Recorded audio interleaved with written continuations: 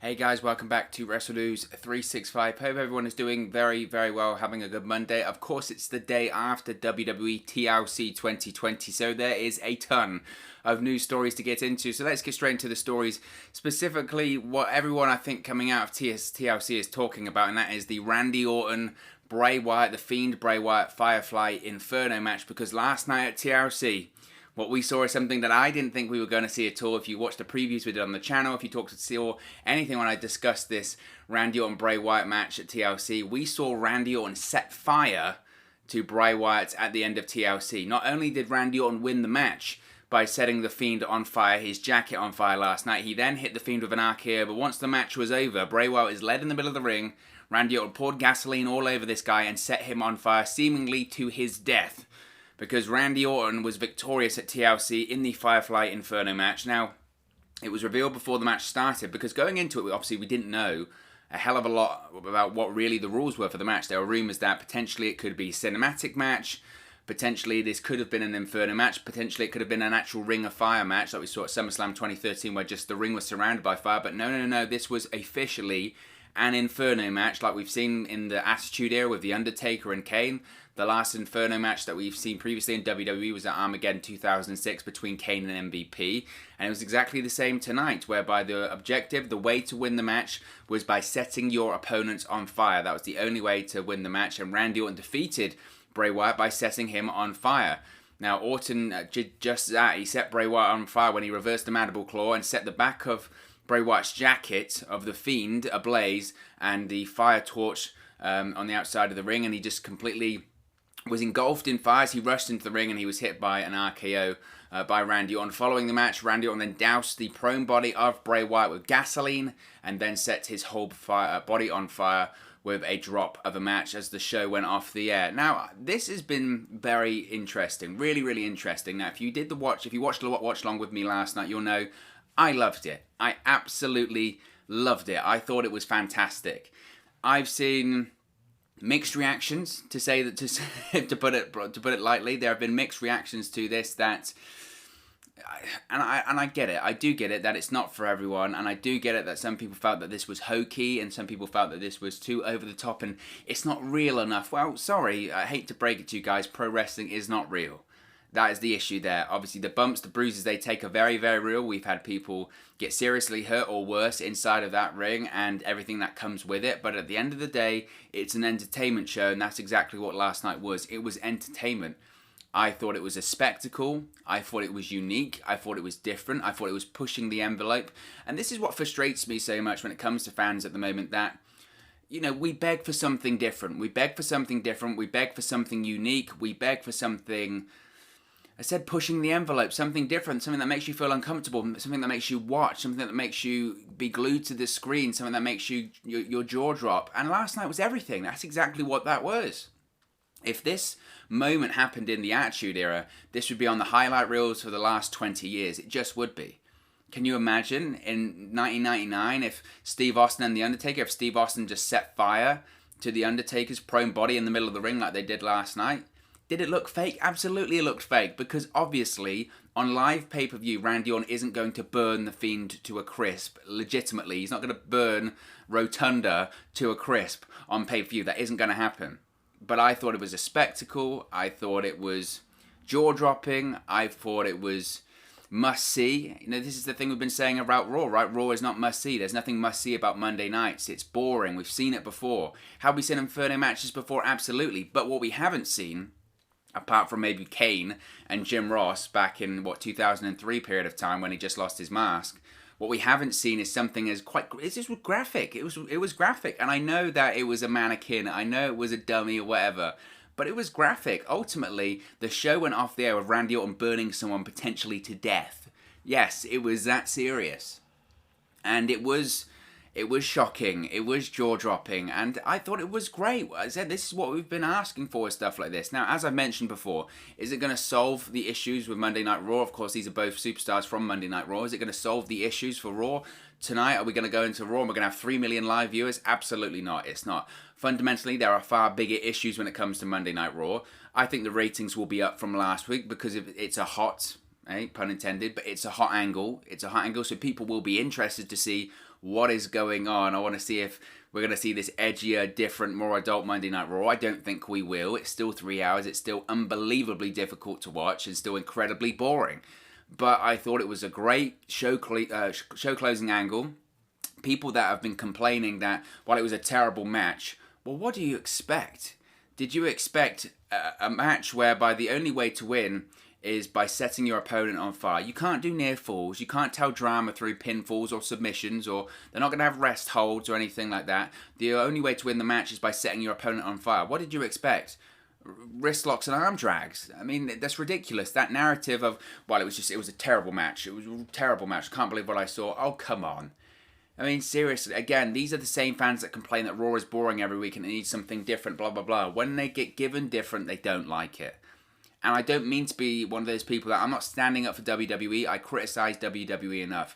But I praise, and I will praise what I think is good, and I will critique and criticize what I think is bad. And I thought that last night's main event was good. As a match, was it great? No. But it was never meant to be. I don't think anyone coming out of that match was expecting a 5-star match, because it was all about the finish. It was all about the post-match angle. The match was irrelevant. The match was irrelevant. And the fact that this is the lead story today, it's what everyone is talking about on social media. Coming out of the show, people were shocked. They were in awe. What did I just see? Was that hokey? Was that bad? Was that cringy? Is it too far? Wasn't it too far? Is it a good match? The fact people are talking about it shows that it worked. And I just think these are the same people if they were around during the Attitude Era, if this was the medium that was around during the Attitude Era, if it was YouTube, social media, Twitter, Facebook, whatever, Instagram, they would have been complaining about a hell of a lot as well, because that Attitude Era, people like to reminisce and think back and look back on it, but it was not perfect. It was not perfect. So the idea that people are criticizing the match quality of this main event is just ludicrous, because it was so irrelevant. That is so irrelevant. I thought it was brilliant. I thought it was storytelling. I thought it was shocking. And it makes you wonder what's next. That is a hook. That is a hook to say you have to tune into Raw to find out what's Randy Orton going to say, when's the Fiend going to return? Because whenever the Fiend returns, he is going to be bigger and badder than ever. It reminded me of The Undertaker. How many times for The Undertaker on WWE TV have we seen this man die over the course of his career? And every time he came back, he was bigger, stronger, and more over than ever. And every time The Undertaker made one of these grand returns from his near-death experience, it was a moment. It was a moment. So if they play this right, WWE, if they play this right, the return of The Fiend in maybe a month or so, or a couple of months or so, is going to be so spectacular, can be so spectacular, and can be a huge moment and a real opportunity for evolution of Bray Wyatt and the Fiend character. I love it. I thought it was absolutely brilliant. I really thought it was fantastic. And the idea, like I said, that people are criticizing it for being a bad match or something like that, I mean, come on. And there's a reason it main evented, obviously. There was a bit of surprise that it main evented, but quite frankly, how do you follow that? It wasn't a how do you follow match how do you follow that in terms of being a great match. It was a case of how do you follow someone being burnt to a crisp and being burnt seemingly to death on pay-per-view. How do you follow that? You don't. You don't follow that. You don't follow that with tables, ladders, and chairs match. You just don't. So I thought it was brilliant. I really, really enjoyed it. I thought it was something different and something unique, and I credit WWE for doing something different, pushing the envelope. This is pushing the envelope. Again, WWE is a PG company, a publicly traded company. You think they didn't debate, can we really set someone on fire to end the show and burn someone to a crisp, actually do attempted murder on TV? Can we do that, considering we're a PG company? I credit WWE for doing something different. We've got a bit of backstage news about that Inferno match, though. Now, obviously, the match, of course, featured Bray Wyatt being set on fire by Randy Orton. The match, of course, was pre-taped on Sunday afternoon. This is according to WrestleVotes on Twitter, which allowed them to do stunts with the fire and the end results to go off seamlessly. It was also not originally scheduled to headline the show, though. This is what WrestleVotes tweeted, quote, "The Inferno match was pre-taped this afternoon, and as of the first rundown, wasn't scheduled to be the main event. Interesting move." Now, as I mentioned, I think, quite frankly, it had to be the main event. It had to be the main event because you couldn't do that angle in the middle of the show. Now, I know they've done angles like this in the middle of the show before, whether it's The Undertaker being set on fire by Randy Orton or by Kane, right? They did that or I think actually at the Royal Rumble in '98. Did they go off the air? I think they went off the air with that angle, in fairness. The Randy Orton Undertaker angle in 2005, they didn't go off the air with that one. they carried on with the show because Batista and Eddie Guerrero was the main event. My point being, that is very difficult to follow. And if anything, this spot with The Fiend and Randy Orton, with The Fiend being burnt alive, was way, way different to those Undertaker spots with Kane and Randy Orton, because you only saw the casket be set on fire, and it was the implication that the Undertaker was being burnt alive. We saw, again, it obviously was a mannequin because it looked completely different, but it was meant to be, we saw Bray Wyatt the Fiend being burnt alive. A human being, even if he's a monster, there was a man underneath that mask, being burnt alive and seemingly to death to end the show. That's what we saw. You can't follow that with a match. How are the commentators meant to be hyped and getting up and about these amazing spots and the drama? How are we meant to just move on seamlessly? This was the perfect thing to end the show. It was the only thing that could end the show if they had to do this angle. So I think it was the right call to have it main eventing, absolutely. Now, what I did like, I love this story. I love this story because it's just so not news. But Paul Davis of WrestleNews.co has revealed in his latest report how Randy Orton managed to set The Fiend on fire in front of millions of fans. WrestleVotes had already reported that this was pre-taped in the afternoon, as I mentioned, but Davis added that both superstars stopped midway on various occasions and did a bunch of retakes to carry out the dangerous spots in the match. Of course they did. You saw various camera cuts, specifically the spot where Randy Orton was in the Sister Abigail rocking chair. Bray Wyatt doused the chair in gasoline and then did a little bit of a trail, lit it, and then attempted to set Randy Orton on fire. There was various cuts in there, so obviously you could tell it was pre-taped then, and they obviously did lots of shots, reshoots, and various cutaways in that.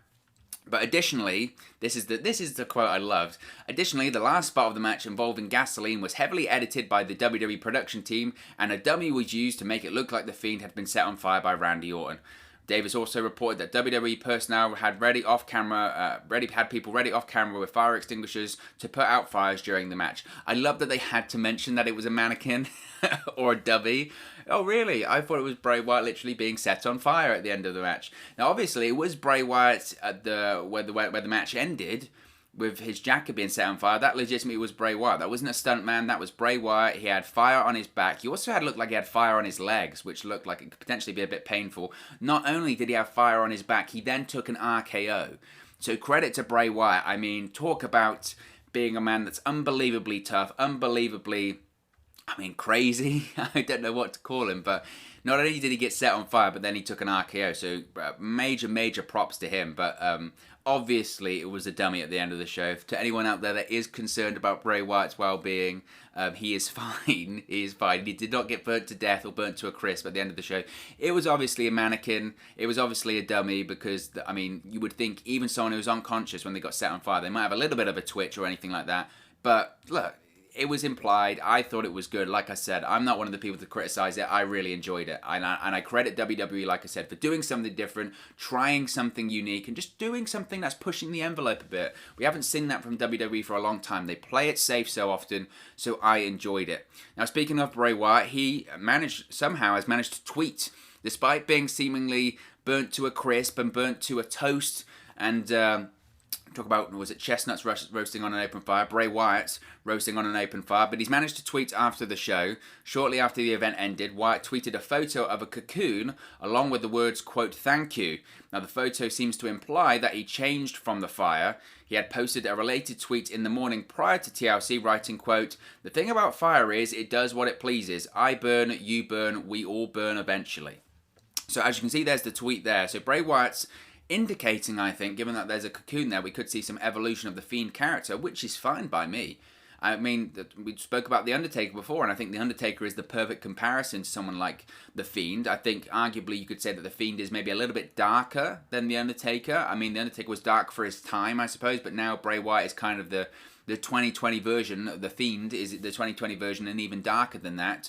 I would be interested to see what evolution The Fiend takes here. I think it's fantastic. Bray Wyatt has proven at this point he has got this ability to evolve. He's got this ability to change things up radically, going from the Eater of Worlds to the Firefly Funhouse version of Bray and The Fiend. So it'll be interesting to see what the next steps are. Maybe we don't see The Fiend for a while. We could absolutely see Bray Wyatt himself, the Firefly Funhouse version of Bray, tonight on Raw. Now, I don't expect that we will. I could see a scenario, though, where Bray Wyatt shows up and he's just like, what? What are you on about? The Fiend, he got burnt to a crisp last night. Yeah, that was him. I don't know if I would really like that. I would like them to sell the angle a little bit, sell the injury. maybe have The Fiend return as the number 30 entrant at the Royal Rumble and win it.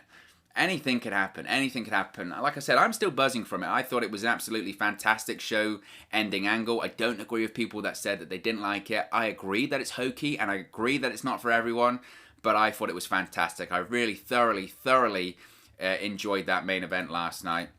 Now, obviously, coming out of TLC as well, we have a numerous amount of other stories. One being the return of Charlotte Flair, because Charlotte Flair returned last night at WWE TLC to win the WWE Women's Tag Team Championships with the Raw Women's Champion Asuka. Charlotte Flair and the Raw Women's Champion Asuka are your new WWE Women's Tag Team Champions. Flair made her return last night during the WWE TLC pay-per-view as Asuka's mystery partner, replacing Lana after the injury angle this past week on Monday Night Raw. Now, they teamed up and defeated the previous champions, Shayna Baszler and Nia Jax, to capture the WWE Women's Tag Team Championships. This is the first title reign for Asuka and Flair together. Jax and Baszler won the titles back at Payback on August 30, defeating Bayley and current SmackDown Women's Champion Sasha Banks. Charlotte Flair had been out of action since losing a title shot to Asuka on the June 17 edition of Monday Night Raw. She was attacked by Nia Jax in that and had a kayfabe collarbone injury. But in reality, she took some time off to undergo a minor cosmetic procedure. WWE Hall of Famer and Charlotte's father, Ric Flair, was also there at the WWE Thunderdome last night as he watched last night's title match from backstage. He was shown during the broadcast on several occasions crying because it's Ric Flair. I thought Charlotte looked great. I think that's actually the best she's looked in a while. Happy to see her back. I know a lot of people might be angry. A lot of people don't like Charlotte out there. I agree with some of the criticism of Charlotte Flair in the sense that, is she overly pushed and is she put into title positions too often? I think her title record speaks for itself. I mean, how many times? She's like a 10-time women's champion at this point in WWE. That's insanity considering she made her main roster debut in 2014. 10 women's championships in 6 years. That's madness. That's absolute madness. Nevertheless, the Raw Women's Division needs her. The Women's Division in WWE in general needs her. They're suffering right now. Think of the people they have on the shelf, whether it is Becky Lynch or Ronda Rousey. They need Charlotte Flair back. The Raw Women's Division, there isn't a problem necessarily with talent, I would say, with the Raw Women's Division. But for whatever reason, Asuka just hasn't been, and it's not Asuka's fault, she just hasn't really been giving any credible challenges for the last few months. I enjoyed it when she was facing Mickie James or Selena Vega. That was great. But it just feels like there is something missing. So Charlotte Flair returning is obviously a massive shot in the arm for the women's division in WWE, and her surprise was no major. Her return was no major surprise. I mean, most people saw it coming. Most people were spoiled about it the day of the show, which infuriated me on social media. There's one thing posting spoilers to websites and not giving it away in the thumbnail or the title. That's part of the course. That's pro wrestling journalism. I don't have a problem with that. That's been a thing that's been going on since the beginning of time. What I do have an issue with is when journalists are just posting things like Charlotte Flair, or they just posted Charlotte on their timeline. Well, obviously we know what you're talking about. It's the day of TLC, it's a famous superstar, and in one of the matches, there is a mystery female tag team partner. It's hardly going to take a genius to put 2 and 2 together there. And it's just things like that, trying to purposely ruin the show and stop people watching, or just bashing the show, dumping on the show before it starts to fit their agenda. I don't have time for that. It's just so infuriating. I don't understand it. I don't understand people's agendas when it comes to that. It's just absolutely infuriating. But like I said, I thought Charlotte looked great last night. Again, when it comes to the women's tag team division in WWE, my opinion really hasn't changed in the sense that we need real tag teams. It's great that Charlotte Flair and Asuka are the tag team champions, but they're not a tag team. These are two singles guys that have been put together, or single girls that have been put together, and they're made a tag team, and suddenly they're good enough to beat the tag team champions last night. I hate it. I hate stuff like that. It really infuriates me. The great thing of having a tag team division is that you have established tag teams to compete, and WWE just doesn't have it. Why? Because every time they have a tag team, they split them up straight away. But as noted, Charlotte Flair made her return last night. Now, because of that victory, Charlotte Flair made history with this win. She's now a Grand Slam champion and the first superstar to hold all women's titles in WWE. The WWE NXT Women's Championship, the Raw Women's title, the SmackDown Women's title, the Women's WWE Women's Tag Team titles, and she also held the WWE Divas Championship before it was retired in 2016, while Charlotte Flair, of course, was the champion. Charlotte Flair, Asuka rather, her tag team partner, also made history with the win at WWE TLC. She is the first female superstar to hold the Tag Team Championship with 2 different partners in WWE since Velvet McIntyre did it in 1984. She now has held the titles with Flair and Kairi Sane. Asuka also became the first superstar to hold the Tag Team Gold with 2 different partners using the modern version of the WWE Women's Tag Team titles. There was a backstage interview with Zara Schreiber interviewing Flair and Asuka after this big championship victory. Flair was asked how the moment felt to her. This is what Charlotte Flair said. She said, quote, "Honestly, I'm honoured to be the tag team champion with Asuka, but it's just being back in front of the fans and being beside someone I respect most in this business. We have a lot of history, and the fact that she could have had anyone as a partner and she wanted me, it means a lot. So not only was I nervous for the fans, I was nervous for Asuka, but man, it feels good to be back. I never thought I'd be the tag team champion with her, but man, let's see how far we can go." Asuka was also asked about choosing Flair to be her partner. She said she's so happy now, and she picked Flair because she wanted the best. Flair indicated they might use something like Empress Queen as their tag team name on Raw tomorrow night, adding that fans maybe can help them choose a name. She then suggested the Royal Team as the name for their tag team, so it looks like they could go with something like that potentially as well. So great to see Charlotte Flair back.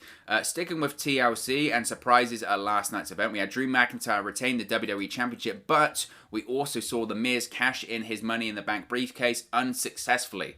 Now, the opening match of last night's WWE TLC pay-per-view saw Drew McIntyre retain the WWE Championship over AJ Styles and The Miz in a triple threat tables, ladders, and chairs match. Now, the match, of course, began as AJ Styles versus Drew McIntyre, but towards the end of the match, we saw The Miz and John Morrison come to the ring. The Miz attacked Drew McIntyre while Morrison handed The Miz's Money in the Bank briefcase to the referee for him to cash in. It looked like The Miz was about to win. He had everything in hand. He was climbing the ladder. He was touching the WWE Championship.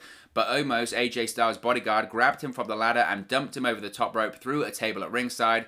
Almost then took a chair shot to the back from Morrison, but it did nothing to anger the big man, and the chair just about disintegrated across the back of the big man there. Almost then stalked Morrison to the back, and that was the last we saw of them. The match then went on for several more minutes as Drew McIntyre fought them both off the ladder, delivered a Claymore to The Miz, climbed to the top, and retrieved his WWE Championship for the victory. Now, I've seen a lot of people talking about The Miz and this Money in the Bank cash-in and WWE's treatment of the Money in the Bank briefcase. Look, does the Money in the Bank briefcase and the Money in the Bank concept need a bit of updating, or do WWE need to reassess who they're putting the briefcase on? Absolutely. I think these recent cash-ins are just evidence that WWE just can't book long-term anymore. It's not in their capability for whatever reason. Otis won the Money in the Bank briefcase back in May. And I think at the time I was one of the people that thought it was maybe a good call. You could elevate a new star. He did have momentum coming out of WrestleMania. That storyline with Dolph Ziggler, Sonya Deville, and Mandy Rose was fantastic. And I think there was certainly a void on SmackDown. Roman Reigns wasn't there. Braun Strowman had just won the Universal Championship at WrestleMania. There was a void for a top babyface on SmackDown. So it made sense that maybe we could see Otis elevated into that main event scene. Of course, it didn't work out. Roman Reigns returned, and I think they got the Money in the Bank briefcase off Otis. Not an indictment on him, but more of a case of, look, we're not going to have you cash in on Roman Reigns anytime soon, so it doesn't make any sense to have you hold the Money in the Bank briefcase. I felt at the time when they switched it to The Miz, it was the right call because they had a lot of flexibility there. The Miz could cash in and become WWE Champion. He would be a credible WWE Champion, a credible main eventer. He's main evented WrestleMania before. He's been WWE Champion before. On the flip side of things, Miz could cash in and lose, and it really doesn't affect The Miz at all. He's bulletproof at this point. He's been in WWE for almost 15 years. It doesn't matter if The Miz cashes in and he loses. That's what we saw last night. The Miz cashed in, he lost. Does it really hurt him that much? Not really, because we're not talking about elevating The Miz to the next level. Would it have been great to see Miz eventually win the WWE Championship again? Yes. Realistically, though, where would the next opportunity be? He's not going to cash it in before WrestleMania. I don't think he's going to be in the main event of WrestleMania again for a WWE title. Could he have cashed it in after WrestleMania? You know, it's certainly a possibility. I floated before that if Randy Orton held the WWE Championship to WrestleMania and faced Edge, and Edge won, then Miz could cash it in the following night. That would be a moment. But there weren't many options, I think, when it came to the Miz and the WWE Championship. When it came to Money in the Bank this year, WWE almost just kind of had to take a pass. It was over. It wasn't the right year for it. It wasn't the right year for it. And I think when you cash in and you are unsuccessful, it does kind of balance out those odds. But what I do agree with people's criticism is WWE does need to have a bit of foreplanning. The thing you could argue in defense of WWE this year has been so unpredictable that they might have had plans, but every time they have plans this year, it goes up in smoke, like Bray Wyatt did. because things changed so quickly this year. So I don't have much complaints about The Miz cashing his Money in the Bank briefcase and being unsuccessful. I don't have much complaints about the Money in the Bank concept. It's a great concept. My biggest complaint is that it's not a match at WrestleMania every year. I much preferred it to be a WrestleMania speciality match as opposed to a pay-per-view, but that's WWE nowadays. Now, coming out of TLC as well, we have a bit of an update on Roman Reigns. Roman Reigns, of course, retained the WWE Universal Championship against Kevin Owens in a tables, ladders, and chairs match. Now, it looked at certain points that Reigns might be favouring his shoulder during the match, but a new report has an update on Roman Reigns after he looked to be favouring his shoulder during his match at TLC. As I mentioned, Reigns defeated Kevin Owens in a TLC match to retain his WWE Universal Championship, but there was some speculation that he might have been injured during the match last night. However, according to Fightful Select, they are reporting that Reigns was completely fine after the match. He was simply selling the effects of the match, so no injury to Roman Reigns whatsoever. Really enjoyed that match. I really enjoyed the pay-per-view. If you watched the watch-along with me last night, I thought it was an absolutely fantastic show. One of the better pay-per-views we've seen by WWE recently. In fairness, to be honest, keep going back. Right? So TLC I thought was great. Survivor Series I thought was great. Hell in a Cell I thought was great. Clash of Champions I thought was great as well. I thought Payback was good. I thought SummerSlam. WWE's had really good pay-per-views this year. It just comes to the Raw ratings. They suck. SmackDown's been a decent show, and they're not exactly putting on bad television apart from Monday nights.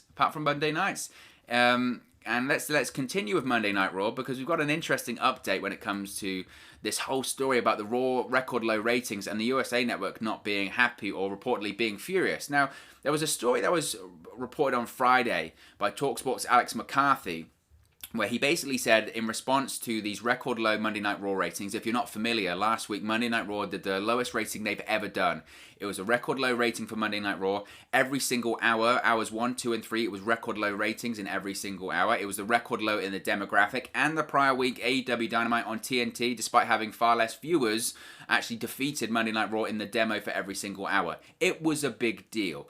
So obviously a lot of people have been talking about it this past week or over the last 7 days, talking about WWE officials being upset by this number, WWE officials, particularly Vince McMahon, getting the message about this record low ratings. And then Friday it came out from Alex McCarthy at TalkSport, whereby he said, according to his sources, not only were WWE officials upset, but USA Network was said to be furious with these record low ratings, and they were requesting WWE change the content of Monday Night Raw, make it more adult orientated, not sexy orientated, but more dark and violent orientated. But now Dave Meltzer has responded to this report and basically poo-pooed it and said that it's not true. This is what Dave Meltzer said. He said, quote, "According to people that would know, this is not true. While they are disappointed in ratings and do make suggestions, those were not these were not the direction they have suggested." So Dave Meltzer is suggesting that this adult-orientated content edict is not true. So it does not appear that the adult content was something that was brought up by the network. Now, this is interesting. This is interesting because this kind of boils down to, who do you believe here? Who do you believe here? And quite frankly, I don't know. I don't know. Alex McCarthy is very reputable. Very, very reputable. He's a UK-based journalist over here in the United Kingdom, over here in England. I think he does very good work. Dave Meltzer, of course, is the established, I guess, the go-to wrestling journalist when it comes to wrestling journalism over the last 30, 40 years in this industry. What I will say is Dave Meltzer's track record is far from perfect. Far from perfect. I mean, the Twitter threads are there, the websites are there, where you can see the amount of times Dave Meltzer has got things wrong. I think of just this year in general, going back to the horror show at Extreme Rules, the eye for an eye match, Seth Rollins versus Rey Mysterio. Dave Meltzer was the same guy that came out and said that they were going to use CGI in having the finish of this match pop an eye out. In reality, it was a fake eyeball you could buy off Amazon. No CGI involved in that one. So just because Dave Meltzer said it doesn't necessarily mean it's true. Just because Alex McCarthy said it doesn't mean it's necessarily true as well. I think most like with a lot of these reports, it's probably, you've got one person saying one thing, you've got one person saying the opposite. Where does the truth lie? It's probably somewhere in the middle, in that grey area. What is interesting, though, is that Alex McCarthy comes out with this report on the Friday talking about adult-orientated material, going to a different kind of content for Monday Night Raw. And then last night at TLC, what main events? It's a Raw match that main events the pay-per-view, and it's more adult-orientated, edgy content with someone being set on fire and having an Inferno match. Now, some could say that's just a coincidence. Some others, myself included, will say, wow, to be honest, To be honest, if that's what this report comes out and says, and then suddenly we see a massive shift into this Firefly Funhouse, or this Firefly Inferno match, which, by the way, was not announced until after Monday Night Raw, maybe it was a reaction. Maybe it was a reaction from the USA Network saying, do something different. So I don't know if I necessarily believe Dave Meltzer is just completely poo-pooing this story and saying, that's not true, they're disappointed in the ratings and do make suggestions, but this was not the direction they've suggested. I don't know. I don't know. I really don't know about that one. I think there's probably something in between there. Maybe Alex McCarthy's not completely accurate, but I don't think Dave Meltzer's response to that is completely accurate either. Like I said, like with anything with these stories, I think it's probably somewhere in the middle. Let's also talk about Kevin Owens coming out of TLC, because Kevin Owens has responded after his Universal Championship loss against Roman Reigns last night. As we mentioned, at TLC 2020, Kevin Owens put up a valiant effort in his Universal Championship clash against Roman Reigns in a tables, ladders and chairs match. Now, while the match itself was a solid contest, there was a lot of controversies to the finish as expected. We saw numerous interferences from Jey Uso. We also saw a low blow once again from Roman Reigns, and then made Owens pass out from the guillotine choke. Taken to Twitter, though, afterwards, KO commented on his loss. He said simply, quote, "Thank you all." It looks like Kevin Owens, I really felt was an actual, not a star-making moment, because Kevin Owens is a star. I think he is a main eventer. I said in the preview here on the channel, we've seen the value of Kevin Owens to WWE right now, and that he's really not been doing a hell of a lot this year. Can step into the main event scene like that, be credible, have a great match. To me, it felt like a Mick Foley moment last night. I really did see shades of Mankind and Mick Foley in Kevin Owens' performance as someone that constantly will get up and fight, never back down, never knows when to quit, took all this punishment. It felt very Mick Foley-like.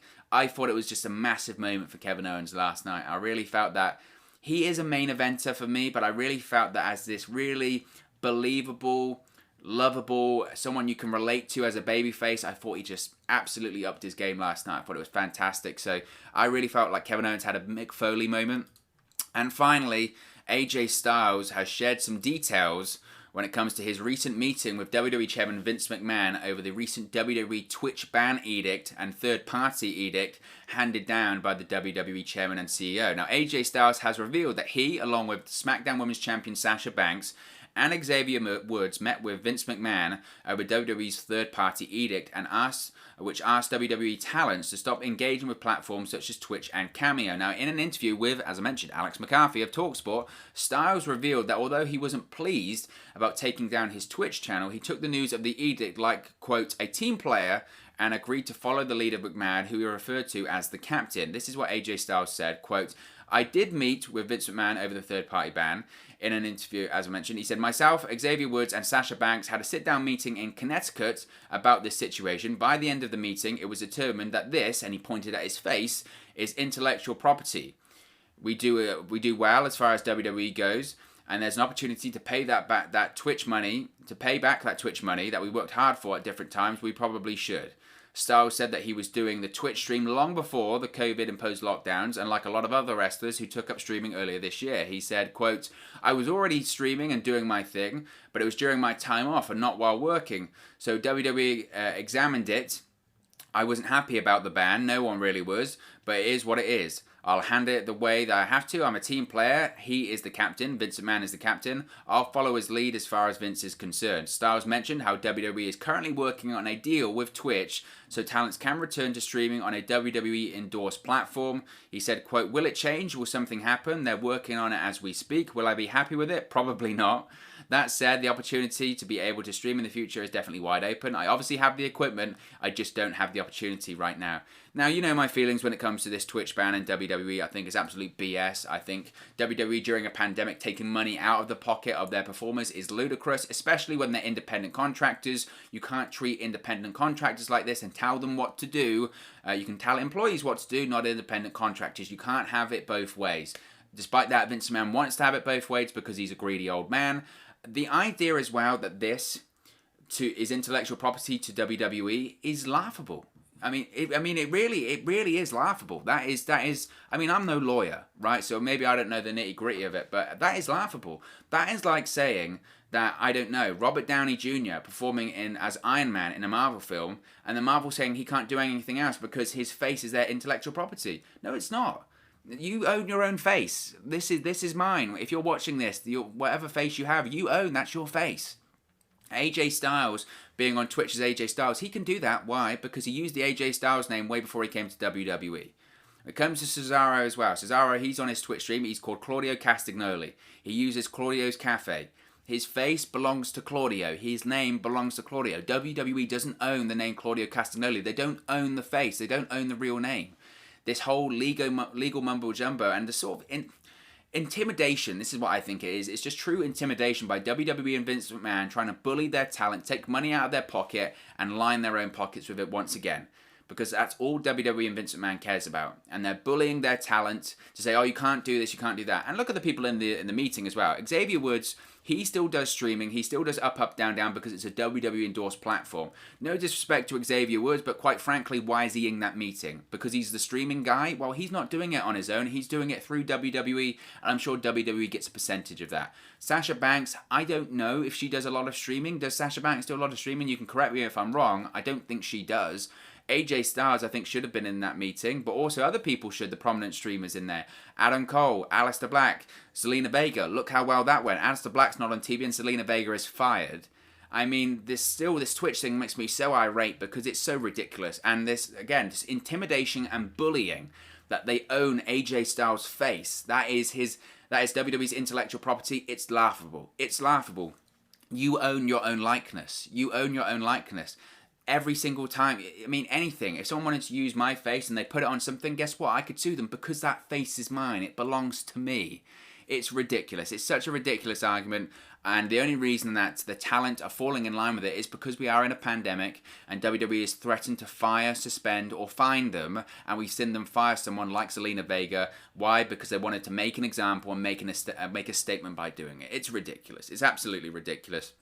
Nevertheless, as always, this is just one man's opinion. What are your thoughts on all the news stories we've talked about today? Let me know your thoughts in the comment section below. I'll do my best to respond and reply to all of your comments. Really enjoy interacting with you guys, talking about WWE, AEW, Impact Wrestling, all things pro wrestling here on the channel. So get involved with the community, drop a comment below. If you have enjoyed this video, please do smash a like on the like button. It really does help us out here on YouTube.